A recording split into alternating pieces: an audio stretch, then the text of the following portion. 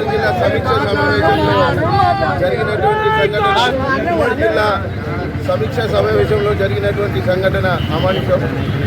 మరి మీరొక కౌశిక్ రెడ్డి గారు మీరొక ఉన్నత పదవిలో ఉండి ఒక వీధి రౌడీలాగా ప్రవర్తించడం అంత సిగ్గుచేటు, మీ పదవికే సిగ్గుచేటు. మరి ఈరోజు మీరు సంజయ్ అన్న అభివృద్ధి చేసి గెలిచిన వ్యక్తి, ఆషామాషిగా గెలిచిన వ్యక్తి కాదు, ప్రజాసేవ చేసి ప్రజలలో ఉంటూ గెలిచిన వ్యక్తి. మీలాగా భార్య బిడ్డల్ని అడ్డు పెట్టుకొని అందరికి కాళ్ళు మొక్కి ఓట్లేయించుకున్న రకం కాదు మా సంజయ్ అన్న. అభివృద్ధి ఏంటో చూసి గెలిచిన రకం ఇవాళ మా సంజయ్ అన్నవి. నువ్వు ఆ విధంగా మాట్లాడు, అది చాలా సిగ్గుచేటు. నీ పార్టీకి కానీ నీకు కానీ సిగ్గుచేటు. నువ్వు 3 పార్టీలు మారి ఇవాళ తెలుగుదేశం కాంగ్రెస్ నుంచి ఈరోజు టీఆర్ఎస్లోకి వచ్చినది. నువ్వు కూడా ఒకటే పార్టీలో ఉంటే ఒకటే పార్టీలో అదే మరి అభివృద్ధి కోసం సంజయ్ నచ్చిండు కానీ ఇవాళ తన స్వార్థం కోసం వచ్చిన వ్యక్తి కాదు.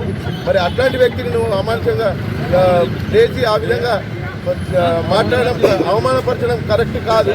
అది నీకు నీ నియోజకవర్గ ప్రజలు కూడా నీ రౌడీతనాన్ని ఏదో చూస్తున్నారు. నువ్వు ఒక నాయకునిగా నువ్వు గుర్తిస్తలేదు, నిన్ను ప్రజలు నిన్ను ఒక రౌడీలాగా గుర్తిస్తున్నారు. మరి నువ్వు కూడా ఒక నాయకునిగా ఒక లీడర్గా ముందుకు ఎదుగు, కానీ నువ్వు ఒక రౌడీలాగా ఎదిగితే రేపు ఫ్యూచర్లో నీకు కూడా ఎవడు ఓటేసే వ్యక్తి కూడా ఉండడు. మరి ఇది గుర్తుంచుకొని మరి ఖబర్దార్ ఇంకొకసారి గిట్ట సంజయ్ అన్న గారికి గిట్ట మీరేమన్నా అన్నట్టయితే సంజయ్ అన్న సైన్యం ఉంది, సంజయ్ అన్న సోదరులు ఉన్నారు, మేమందరం ఉన్నాం. నిత్యాల గడ్డ మీదకి వచ్చి ఒక్కసారి చూడు, అప్పుడేదో తెలుస్తుంది.